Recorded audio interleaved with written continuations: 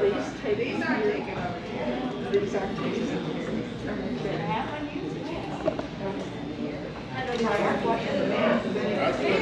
Oh, yeah.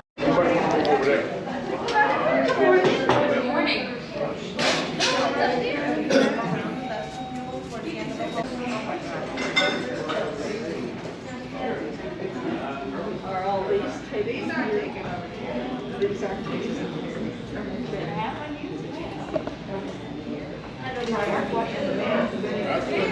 Oh, yeah. Everything is better with butter. Oh, yeah. How's everybody feeling this morning? Good. That's the type of energy I need in my life right now. My name is Chef Eric. It is a pleasure to have you guys here at the Creole Room for this New Orleans School of Cooking event. Now, be yourself how to prepare New Orleans cuisine.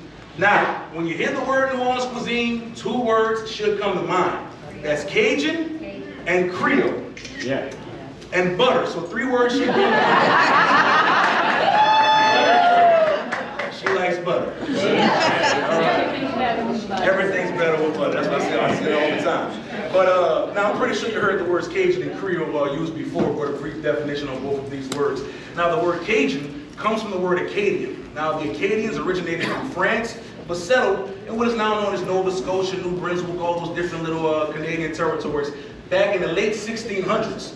Now, due to war with the British, they were forced out and exiled from that land. So majority of them back home to France, a few more scattered around Canada, but about 400 got together and migrated down to this small little colony known as New Orleans.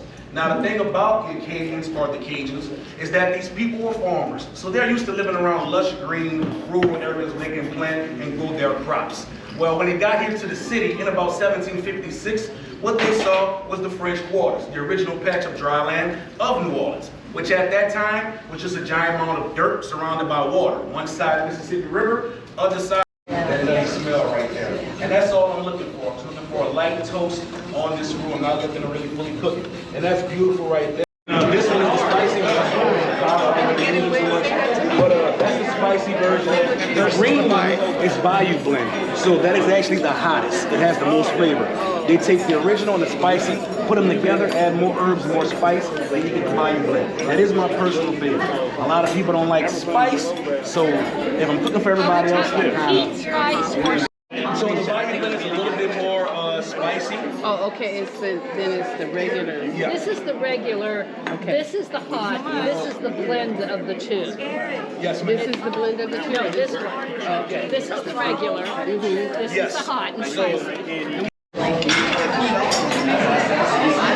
So how's the corn and crab bisque? It's fantastic. It's much better with the crab.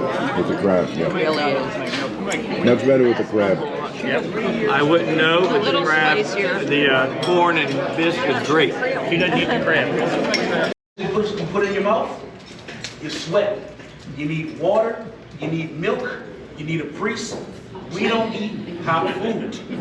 That's the common misconception when it comes to New Orleans compared to Lafayette, Scotland, Louisiana, typical all these places, is that we eat spicy flavorful food. We're not on the hot, heavy side. You go north, you go to Baton Rouge and things like that, they're more on the hotter side.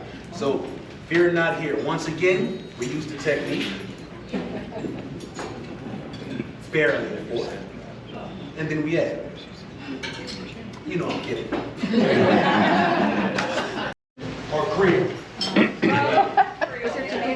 Technically it's both, but the origin of jambalaya started out as a Spanish rice dish known as paella. So, what people always forget is, yes, we are founded by the French.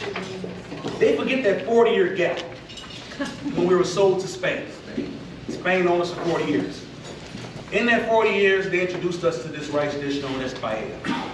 A dish where the rice actually cooks inside of a flavorful broth. Well, once they packed up and got out of here,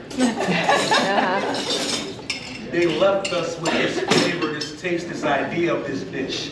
The only problem with this dish and this idea is that one of the main flavorings or ingredients of a good paella is saffron. Yeah.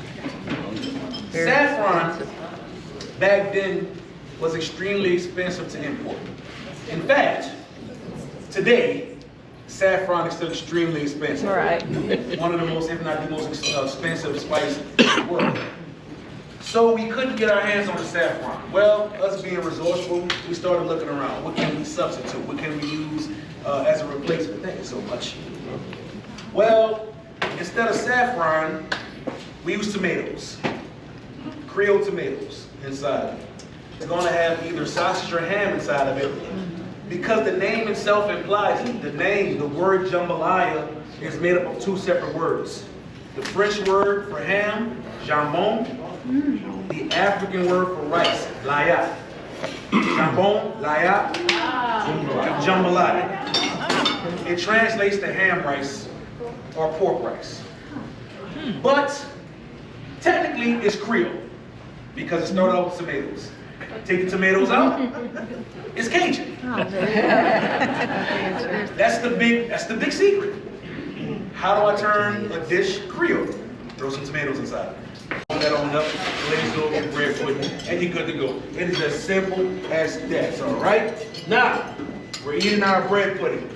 Are we enjoying our bread pudding? Yeah. That's what I like to hear. Now it's time for the grand finale.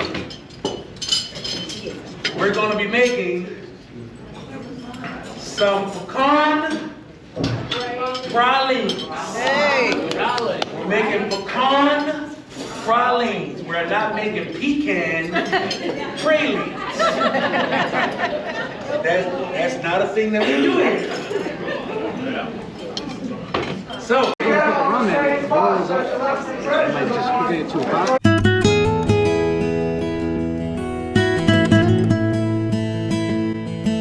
Please hit the subscribe button and the notification bell and give us a thumbs up.